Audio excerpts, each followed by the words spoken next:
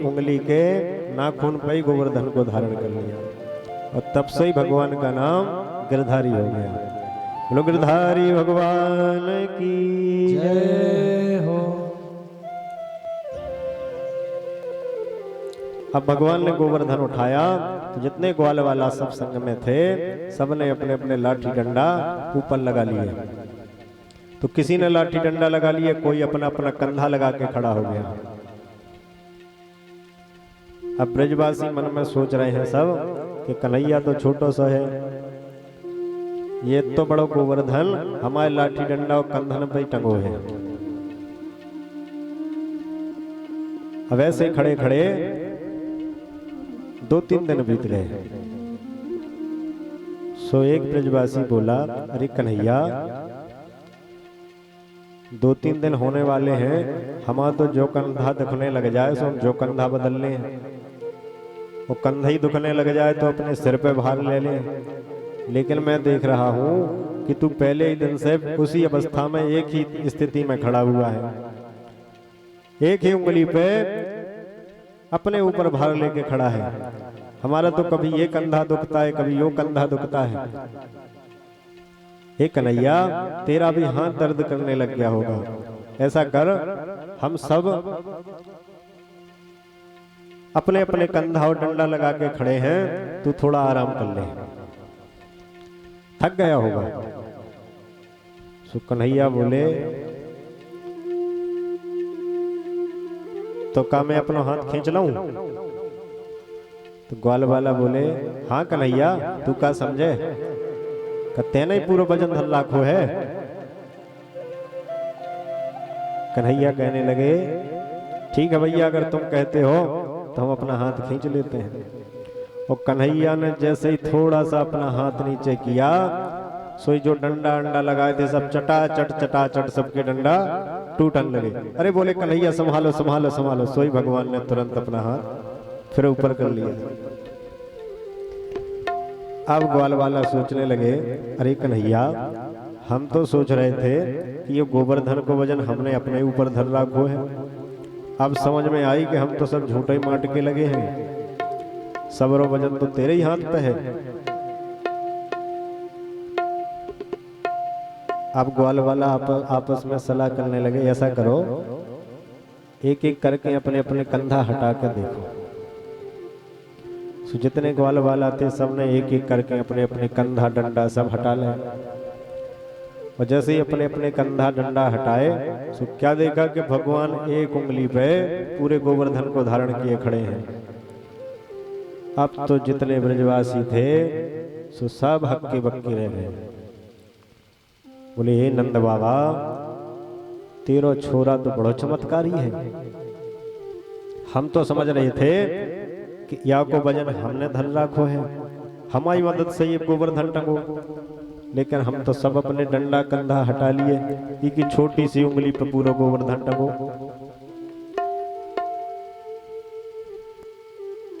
अब तो उनके मन में शंका हो गई।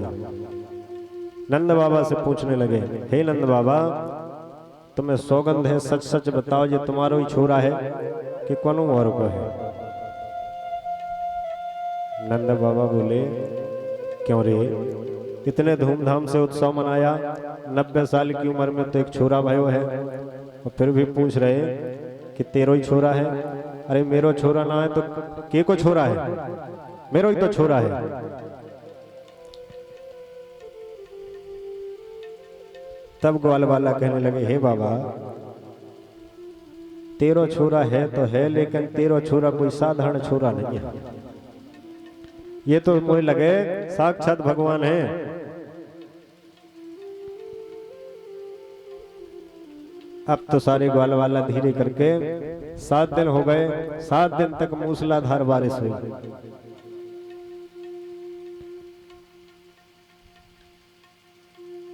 दसवीं का दिन आया, इंद्र भगवान ने सोचा कि चलो जाके देखें ब्रज का क्या हाल है। सो ब्रज में आके देखा कि भगवान गिरधारी बने अपनी एक छोटी सी उंगली पर गोवर्धन धारण कर किए हुए खड़े हों सारे ब्रजवासी उसी गोवर्धन पर्वत के नीचे सुरक्षित हैं। सोई इंद्र के होश ठिकाने आ गए, समझ गया कि ये साक्षात नारायण हैं और ये लीला करने के लिए पधारे हैं। सोई अपने अपराध का बोध हो गया और अपने मेघों को आदेश दिया कि हे मेघों, बारिश बंद कर दो। 7 दिन तक भयानक मूसलाधार वर्षा भई। 7 दिन बाद मौसम एकदम साफ हो गया, धूप निकल आई।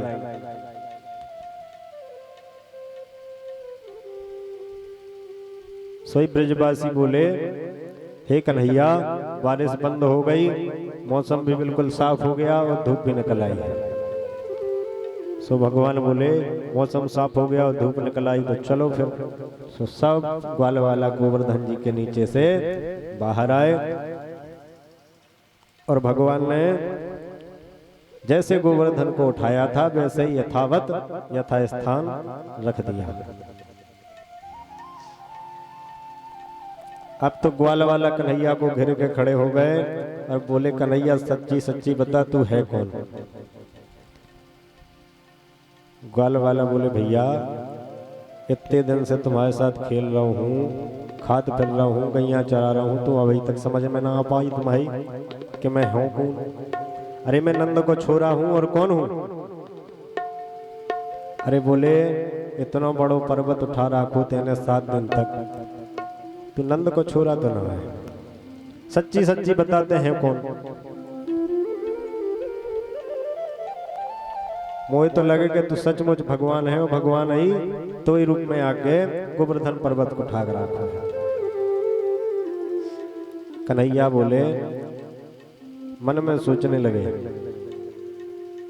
कि अभी तक तो हम इनके बीच में नंद के छोरा बन के बढ़िया लीला कर रहे थे, माखन खा रहे थे, इनके साथ कबड्डी खेल रहे थे, गेंद से खेल रहे थे, लुका छुपी खेल रहे थे, और कहीं इनको ये लग गया कि हम भगवान हैं। अभी तो बड़े प्रेम से हम इनके साथ खेल रहे थे, अगर इनको पता लग गया कि हम भगवान हैं, सोई हम यहाँ से ले जाके अलमारी में बिठा दिए जाएंगे, 4 इलायची दाने को भोग लगेगो और 2 अगरबत्ती घुमा के हो गई पूजा। भगवान की पूजा तो ऐसे ही होती है ना, भगवान अलमारी में बैठे, सवेरे से ऐसे ऐसे जल छिड़को, 4 इलायची दाने प्रसाद में रखे, 2 अगरबत्ती घुमाई और लगा दी, हो गई पूजा। भगवान की पूजा ऐसे ही होती है। सो भगवान बोले, हमें ऐसी पूजा नहीं करानी, हम तो इतने आनंद के साथ रह रहे थे। सो भगवान ने सोची कि कुछ ना कुछ उपाय तो करना पड़ेगा। सो भगवान बोले, अरे सुनो, तुम्हें हम एक गुप्त बात बताते हैं जो हमने किसी को नहीं बताई। बोले क्या? बोले हमारे देवता ने हमें कान में आके एक मंत्र दिया, मंत्र देते ही देवता बोला कि यदि तुम इस मंत्र का जाप करोगे तो जो जो तुम्हें देखेगा वो सबकी शक्ति तुम्हारे शरीर में आ जाएगी। और बोले जैसे ही गोवर्धन उठाया सो मैं मंत्र जाप चालू कर दिया, और जैसे ही हमने मंत्र जाप चालू किया और तुम सब मिलकर टुकड़ टुकड़ हमारी तरफ देख रहे थे, सो तुम सबकी शक्ति हमारे भीतर आ गई। सो मैं बहुत बलशाली हो गया, इसलिए हमने गोवर्धन को उठा लिया। अब ब्रजवासी बेचारे भोले भाले भगवान की बातों में आ गए। बोले क्यों रे कन्हैया, अभी तक तो तू माखन और दही चुराता था, अब हमारी शक्ति भी चुराने लग गया। ग्वाल वालों को विश्वास हो गया कन्हैया की बातों पर।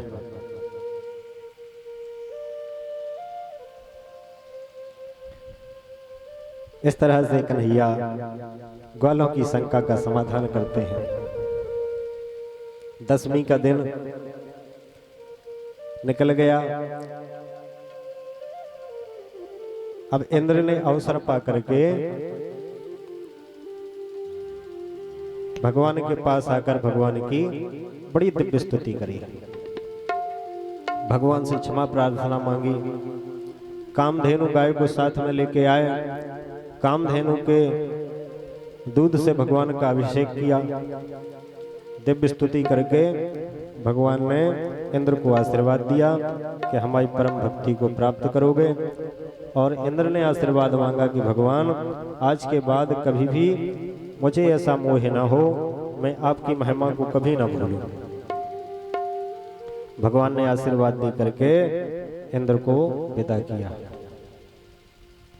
अब एक विचार करने वाली बात है कि ब्रह्मा जी जब ग्वाल वालों का अपहरण करके ले गए थे तो 1 साल तक ब्रह्मलोक में रखा और 1 साल तक भगवान स्वयं ही ग्वाल वाला बन करके लीला को यथावत चलाते रहे। और 1 साल बाद जब ब्रह्मा जी का मोह भंग हुआ और ब्रह्मा जी सारे ग्वाल वालों को वापस करने के लिए आए तो ब्रह्मा जी ने 40 श्लोकों में भगवान की स्तुति करी और भगवान ने एक बार भी ब्रह्मा जी की तरफ प्रेम से नहीं देखा। ब्रह्मा जी स्तुति करके क्षमा याचना करके चले गए, लेकिन ब्रह्मा जी से एक शब्द नहीं बोले।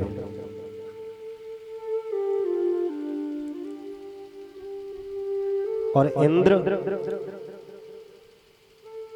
ने इतना बड़ा प्रकोप किया कि सारे ब्रजवासियों को संकट में डाल दिया, फिर भी भगवान इंद्र पे प्रसन्न हो गए, ब्रह्मा जी पे प्रसन्न नहीं हुए। तो इसके 2 कारण हैं। पहला कारण तो यह है कि ब्रह्मा जी ने ऐसा काम किया था कि ब्रह्मा जी ब्रजवासियों का अपहरण करके ले गए थे और 1 साल तक उन ब्रजवासियों को भगवान से दूर रखा। जबकि इंद्र ने भले ही प्रकोप किया लेकिन 7 दिन तक सारे ब्रजवासियों को भगवान के पास में रखा। सो भगवान ने इस कारण से इंद्र के अपराध को क्षमा कर दिया और ब्रह्मा से बात तक नहीं की। और दूसरा कारण ये कि ब्रह्मा का पद बड़ा होता है और इंद्र का पद छोटा होता है। ब्रह्मा के एक दिन में 14 इंद्र बदल जाते हैं। ब्रह्मा जी के एक दिन में 14 इंद्र बदल जाते हैं, यानी 14 मनवंतर का ब्रह्मा जी का एक दिन होता है और हर मनवंतर में एक अलग इंद्र होते हैं। एक मनवंतर बीतते ही दूसरा इंद्र बन जाता है। एक इंद्र एक मनवंतर का ही राजा होता है। तो ब्रह्मा का पद बड़ा है, इंद्र का पद छोटा है। तो कोई जब छोटा अधिकारी यदि भ्रष्टाचार करे तो उसका भ्रष्टाचार तो क्षमा भी किया जा सकता है, लेकिन उसी राज्य का कोई यदि मुख्यमंत्री भ्रष्टाचार करे, एक छोटे अधिकारी के भ्रष्टाचार करने से सिर्फ एक कार्यालय का ही कार्य प्रभावित होगा, लेकिन यदि पूरे राज्य का मुख्यमंत्री जो हो वो भ्रष्टाचार करे तो पूरे प्रदेश का कार्य प्रभावित होगा। और मुख्यमंत्री की जगह अगर प्रधानमंत्री या भ्रष्टाचार करे तो फिर पूरे देश का ही कार्य प्रभावित होगा। तो ब्रह्मा जी कौन है? प्रधानमंत्री, यानी सबसे बड़ा पद है सृष्टि में भगवान के बाद। ब्रह्मा जी ने ही जब गलत काम किया है तो इंद्र तो छोटा सा अधिकारी है। भगवान के ब्रह्मा जी के एक दिन में 14 इंद्र बदल जाते हैं, यानी भगवान ब्रह्मा जी की आयु कितनी हुई कि जिनके एक दिन में 14 इंद्र बदल गए, तो उनका पद भी बड़ा है, उम्र भी बड़ी है। तो इसलिए भगवान ने ब्रह्मा जी का अपराध क्षमा नहीं किया और इंद्र का अपराध क्षमा कर दिया। और इस तरह से इंद्र आकर के भगवान का अभिषेक करके और गोविंद नाम दे करके चला गया। तब से भगवान का गोविंद नाम हो गया। बोलो गोविंद भगवान की जय। अब दूसरी शंका यहाँ उत्पन्न होती है कि जब इंद्र ने इतनी भयानक मूसलाधार वर्षा करी, 7 दिन तक दिन रात वर्षा होती रही, तो इतनी भयानक वर्षा होने के बाद वो वर्षा का जल आखिर गया तो गया कहाँ? जब इतनी भयानक बरसात हुई तो कहीं ना कहीं तो बाढ़ आई होगी। अगर 2 घंटे भी बहुत तेज से पानी बरस जाए तो इतने में बांध बंदियां फूट जाती हैं। और अगर 24 घंटे एक दिन में पानी बरस जाए तो बड़े बड़े सागर भी, बांध भी फूट जाते हैं। और यहाँ तो 7 दिन तक मूसलाधार वर्षा होती रही, तो इतना जल कहाँ गया। तो उसकी भी कथा श्रवण कराते हैं। बोलो वृंदावन बिहारी लाल की जय हो। एक बार की बात है, भगवान शंकर और माता पार्वती कैलाश पर्वत पर बैठे हैं। माता पार्वती ने भगवान शंकर से कहा, हे स्वामी, आज मेरे मन में बड़ी तीव्र इच्छा हो रही है, मैं कुछ ब्राह्मणों के भोजन कराना चाहती हूँ। आप एक काम करो, जाओ कम से कम 10-11 ब्राह्मणों के निमंत्रण करके आओ।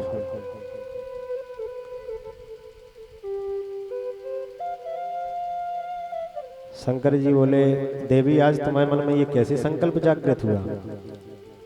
सो माता पार्वती बोली, हे स्वामी, आज मेरे मन में इच्छा है कि ब्राह्मणों का भोजन कराना चाहिए, सो आप निमंत्रण करके आओ। भगवान शंकर बोले, आप हमें भोजन करा दो ठीक से, सो समझ लो सबके भोजन हो गए।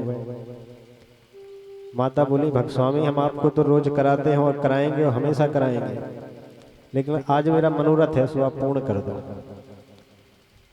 भगवान शंकर बोले, ठीक है, आज हम आपका मनोरथ ढंग से पूर्ण करेंगे।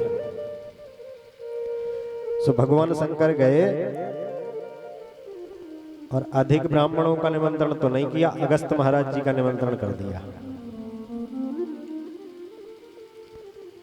अगस्त महाराज जी का निमंत्रण किया। अगस्त महाराज जी भोजन के लिए पधारे और मैया ने तो विचार किया था कि 10-11 ब्राह्मण हैं, 10-11 ब्राह्मण के हिसाब से उन्होंने जो है रसोई बना के तैयार कर ली। अगस्त जी महाराज आए तो पार्वती मैया का एक नाम अन्नपूर्णा भी है। यदि कोई काशी गया हो तो काशी में विश्वनाथ भगवान के बाहर ही अन्नपूर्णा मैया का भी मंदिर है। तो भगवान विश्वनाथ के दर्शन करने जाओ तो अन्नपूर्णा मैया के दर्शन अवश्य करने चाहिए। बोलो अन्नपूर्णा मैया की जय। इस सृष्टि में अन्न के भंडारे अन्नपूर्णा मैया ही पूरे करती हैं। अगस्त जी महाराज भोजन के लिए आए और बैठे।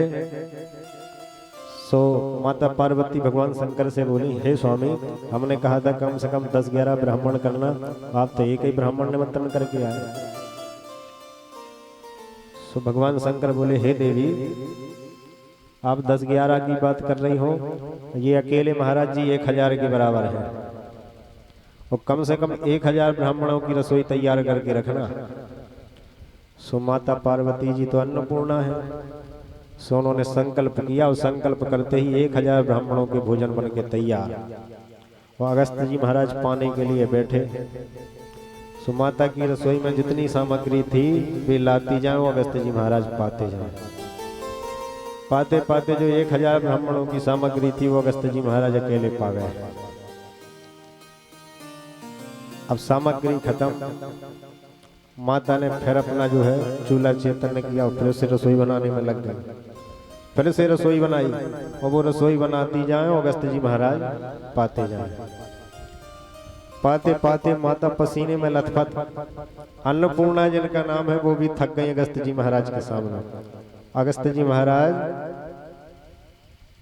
नाम ही नहीं ले रहे हैं कि रुकने का। माता बनाती जा रही हैं, अगस्त जी महाराज पाते जा रहे हैं। पाते पाते पाते पाते थक गई अन्नपूर्णा मैया। भगवान शंकर के पास जाकर बोली, हे स्वामी, अगस्त जी महाराज तो डकार ही नहीं ले रहे हैं। अब भगवान शंकर बोले, आपको बहुत शौक था ब्राह्मण जमाने का, जाको हमने एक ही मंगाया है, एक ही ब्राह्मण का निमंत्रण किया, आप तो 10-11 की बात कर रहे थे। और इनके जैसे 10-11 आ जाते फिर। सुमैया बोली भगवान आज की पंचायत निपटवाओ।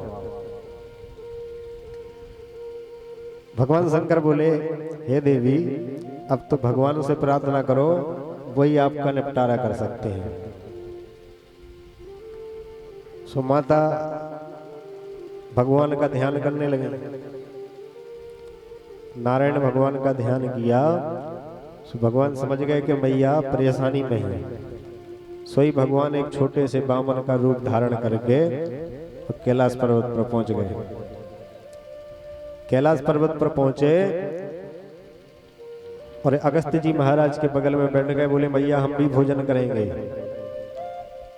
मैया सोचने लगे कि अभी एक ही ब्राह्मण का तो हम भर पेट नहीं भर पाए, एक दूसरे आ गए। अब मैया परेशान। सो भैया ने फिर रसोई तैयार करी। रसोई तैयार करी, ब्राह्मण का छोटा सा वेश बना के पहुंचे थे भगवान। सो अगस्त्य जी महाराज को भोजन दिया और बामन रूप में जो भगवान बैठे थे उनको भी भोजन दिया। तो भगवान ने 2-3 निवाले पाए और उसके बाद जो सामने रखा था वो सामग्री पूरी खत्म करके तुरंत हाथ धो लिए। अब ब्राह्मणों के बीच में ऐसा नियम होता है कि जब ब्राह्मण ही ब्राह्मण भोजन कर रहे हों और एक ब्राह्मण यदि हाथ धो ले तो फिर सबको हाथ धोने पड़ते हैं, ऐसा नियम होता है। अब तो खैर नहीं मानते लेकिन ऐसा चलता था। अब छोटे से नारायण भगवान ब्राह्मण रूप में आए थे, उन्होंने हाथ धो लिए। सो अगस्त्य जी महाराज मजबूर हो गए, उन्हें भी हाथ धोने पड़े। उन्हें भी हाथ धो लिए।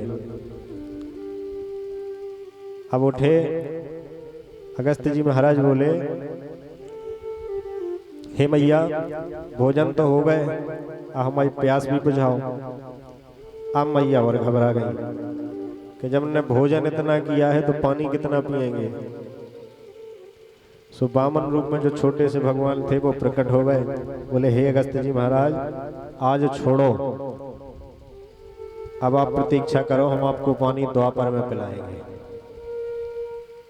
सो द्वापर में आज के दिन इंद्र भगवान मूसलाधार वर्षा कर रहे हैं और उसी समय भगवान ने अगस्त्य जी महाराज का आवाहन किया कि आप जो है गोवर्धन पर्वत पर विराजमान हो जाओ और अपनी अंजलि बना करके, जो अपन ऐसे अंजलि बना के पानी पीते हैं ना, है ना, तो ऐसे ही अगस्त्य जी महाराज को आदेश दिया कि अंजलि बना करके ऊपर बैठ जाओ। और गोवर्धन पर्वत पे अगस्त्य जी महाराज ऐसी अंजलि बना के बैठ गए। और बारिश होती है भयानक, उसी अंजलि में जल गिरता है। और भगवान अगस्त्य जी महाराज उसी अंजलि से सारी बरसात का पानी पी गए। तब उस समय के प्यासे अगस्त्य जी महाराज द्वापर में आके प्यास बुझी तो वो सारा जल अगस्त्य जी महाराज पी गए थे। बोलो अगस्त्य जी महाराज की जय, वृंदावन बिहारी लाल की जय, शंकर भगवान की जय, पार्वती मैया की जय। इस तरह से कहीं बाढ़ नहीं आई, कोई नदी नहीं चढ़ी, कोई बांध नहीं फूटा, पूरे जल का निस्तारण हो गया। अब एकादशी का दिन आया। एकादशी के दिन नंद बाबा निराहार एकादशी का व्रत करते हैं। परम वैष्णव हैं नंद बाबा, इसलिए एकादशी का व्रत करते हैं। और हर एक वैष्णव को एकादशी का व्रत अवश्य करना चाहिए। श्रोता समाज में से कौन कौन एकादशी का व्रत करता है, जरा हाथ उठाएंगे।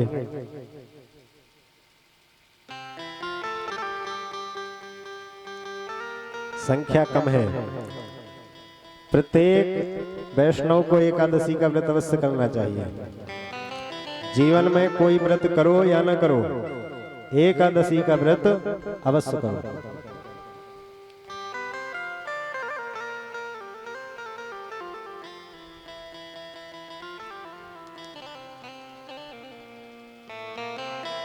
क्योंकि एकादशी का व्रत मोक्षदाता है। जो एकादशी का व्रत करता है उसको निश्चित ही मोक्ष मिलता है। प्रभु की ऐसी कृपा है।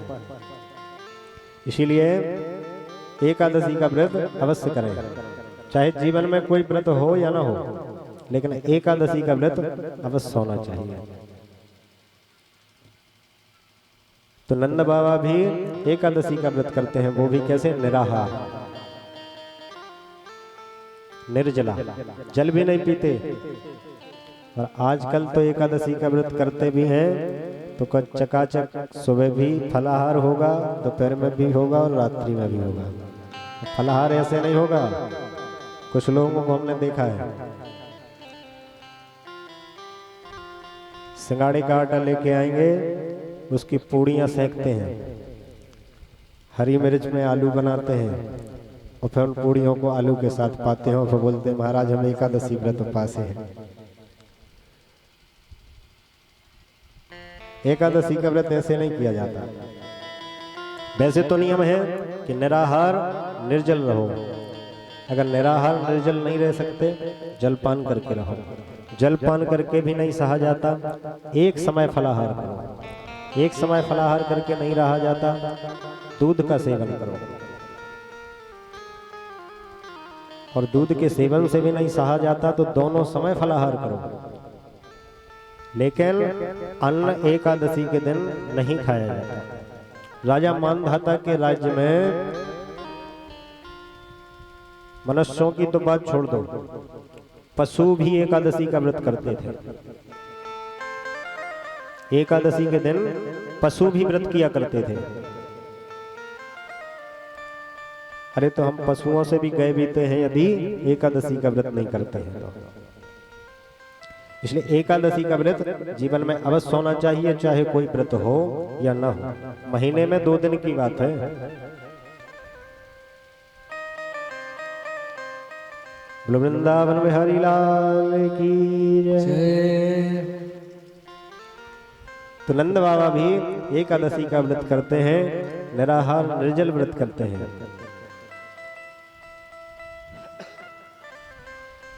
एकादशी की रात्रि में अब जो व्रत करता है ना, और भूखा भी हो निर्जल भी हो, तो उसको ठीक से नींद नहीं आती रात में। तो उस दिन नंद बाबा भी निर्जल रहते हैं। रात्रि में व्रत जो रहता है उसको वैसे ही नींद कम आती है। सो नंद बाबा को ठीक से नींद नहीं आ रही थी, रात्रि में ही उनकी नींद खुल गई। रात्रि में 2-2:30 बजे का समय होगा। तीसरे पहर में उनकी नींद खुली। सो उठ के उनके साथ जो सखा जाते थे वो सखा मिल करके यमुना जी में स्नान करने के लिए गए। जैसे ही यमुना जी में स्नान करने के लिए डुबकी लगाई, डुबकी लगाते ही वरुण देव के दूत आए और नंद बाबा को पकड़ के वरुण ले गए। अब नंद बाबा ने डुबकी लगाई और वो पकड़ के ले गए, बाहर ही नहीं निकले। अब बाहर जो उनके सखा खड़े हुए थे वो घबरा गए। रात्रि के समय, रात्रि का समय किसका होता है? निशाचरों का। निशाचरों का समय होता है। तो निशाचरों के समय में यानी रात्रि के समय में ना तो स्नान करना चाहिए, ना ही भोजन करना चाहिए। चर माने क्या होता है? चर, चर के 2 अर्थ होते हैं। चर एक तो जो चलता है, चलने वाला भी चर, और एक होता है चरना यानी खाना। जैसे पशु चरते हैं ना, जैसे कोई बहुत ज्यादा खाता हो तो अपन कहेंगे बहुत चरता है ना। तो दोनों काम निशाचरों के होते हैं। चरना यानी खाना और चलना। ना रात्रि में चलना चाहिए और ना रात्रि में भोजन करना चाहिए। और आजकल उल्टा नियम है, रात्रि में ही भोजन होते हैं। गांव में तो फिर भी ठीक है, शहरों का हाल देखो तो रात में 12 बजे भोजन होंगे, तो तब कहीं जाके 1-1:30 बजे सोएंगे और सुबह 9-10 बजे तक उठेंगे। शहर के लोग शायद ही कोई ऐसा हो जो ब्रह्म मुहूर्त देखता हो। ब्रह्म मुहूर्त देखने को नहीं मिलता शहर वालों को। जिसको ब्रह्म मुहूर्त देखने को नहीं मिलता उसको ब्रह्म कहाँ देखने को मिल जाएगा। और ऐसे ही अपने गांव की स्थिति भी है कि जो ब्रह्म मुहूर्त नहीं देख पाता वो कभी ब्रह्म को भी नहीं देख पाएगा। इसलिए रात्रि में जल्दी सो, प्रातः जल्दी उठो, ब्रह्म मुहूर्त में तभी ब्रह्म मिलेंगे। बोलो वृंदावन बिहारी लाल की जय जय हो।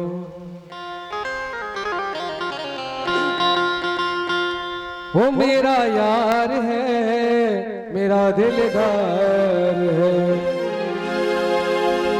वो काली कमली वाला मेरा यार है, काली कमली वाला मेरा यार है, मेरे मन का मोहन तू दिलदार है, ओ काली कमली वाला मेरा यार है, मेरे मन का मोहन तू दिलदार है, तू मेरा यार है, मेरा दिलदार है, तू मेरा यार है, मेरा दिलदार है, होए होए काली कमली वाला मेरा यार है, मेरे मन का मोहन तू दिलदार है।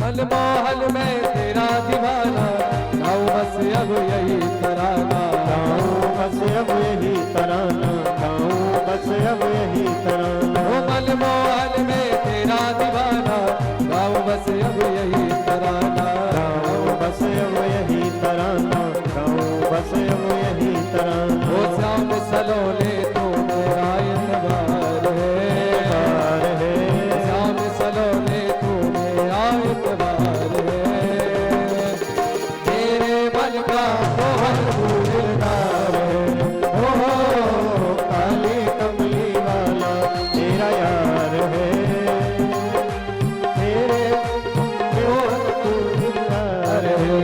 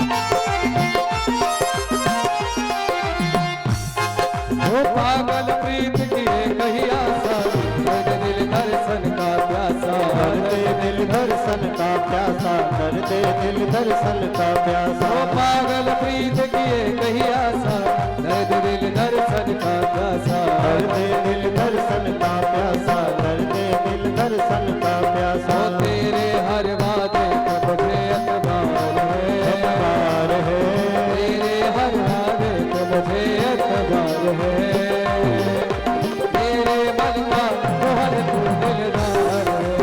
ओ काली कमली वाला मेरा यार है, प्यार है, तेरे मन का मोहन तू दिलदार है। ओ काली कमली वाला मेरा यार है, मेरे मन का मोहन तू